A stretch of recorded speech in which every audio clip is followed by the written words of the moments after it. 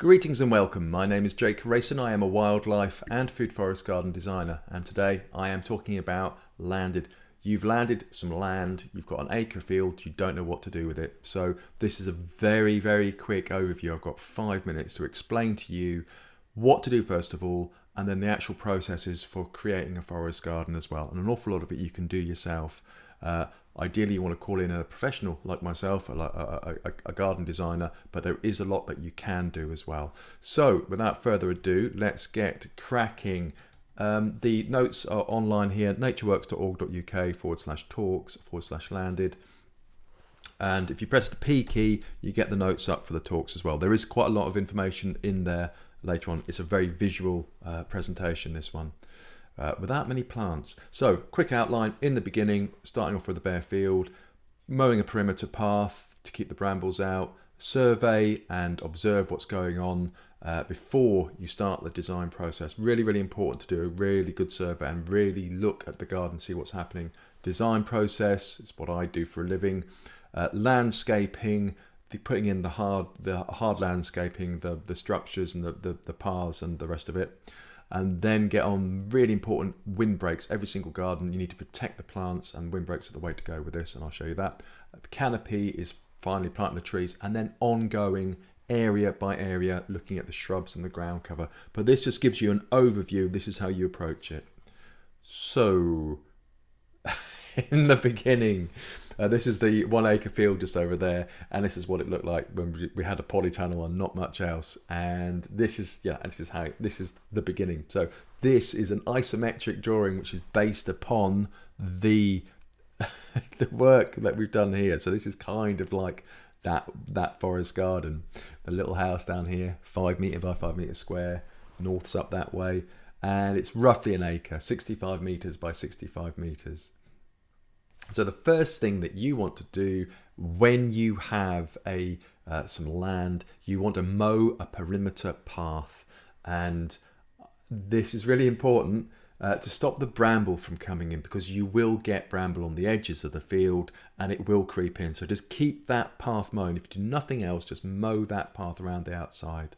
You can leave the grass in the field. You can let it grow, and it can grow for a few years. It gets tussocky and it might be a bit of a pain to get rid of later on, but it's not that bad. The main thing to look out for is bramble, and then you want to kind of keep dock out of there as well, and nettles and any kind of saplings that you have. But by mowing the perimeter path, you cut down your work dramatically. We've got a wheeled brush cutter that we use.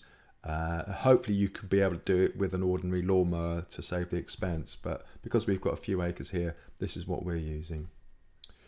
Then observe and survey. There is a link in the notes to the survey checklist that I have created. So if you press the P key, you can click on that and get a checklist. And these are all the different things to look at: the location, how your garden faces, the amount of water that you've got coming in, the existing features, a whole range of different stuff. But that's really critical, and an awful lot of that you can do yourself. So that when you come to the design side, then you've got the foundation for it. Yep, you don't need to ask someone else to do all of it. You can do a lot of that work yourself. So the design, if only design were this easy, but this is kind of the design side. You sketch out ideas, and it's really two important things in design. My design process is areas. How are you going to use the different parts of the garden, and what are you going to grow there? And paths, and these paths define those areas.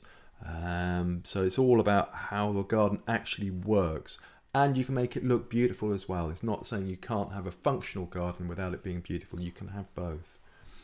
So here I've got ornamental native garden. I've got the vegetable beds, wildlife garden, fruit orchard and nut orchard, shed, all sorts of different things going on. But that's the design side. So for landscaping, this is where you start to put in the hard landscaping. And the really important thing, if you've got an area of high foot traffic, is to have areas of hard standing.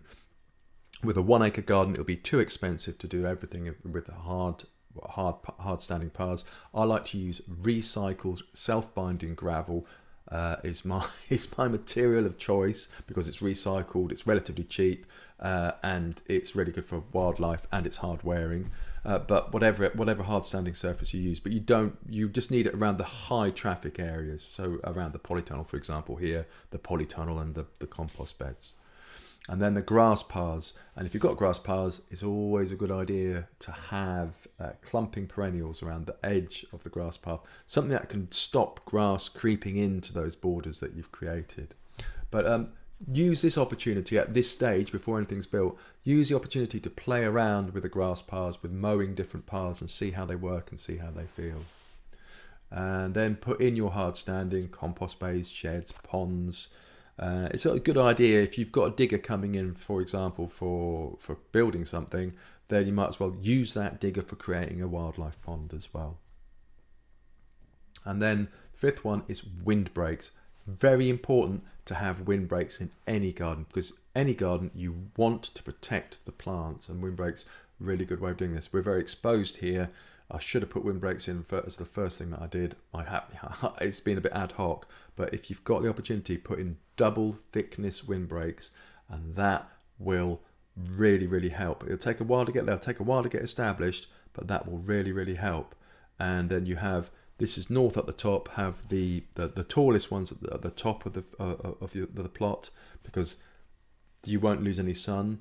The next not so tall on the east side, and the shortest windbreaks on the south, and the kind of medium windbreaks on the west, because west, that's where the prevailing wind is, but also that's where the prevailing wind is. But you don't want to block out the sun, because afternoon sun is warmer, and you get more photosynthesis with the warmer sun, because the stomata have opened up apparently.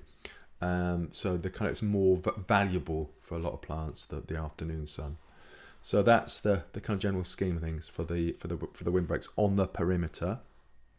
But you can also, if you see here, you can also have windbreaks within the garden. And the windbreak, it's 8 times the height. So if you've got a 2 meter windbreak, it gives you 16 meters protection. So you can work that out. You can have smaller windbreaks and baffles within the garden itself, so internal windbreaks.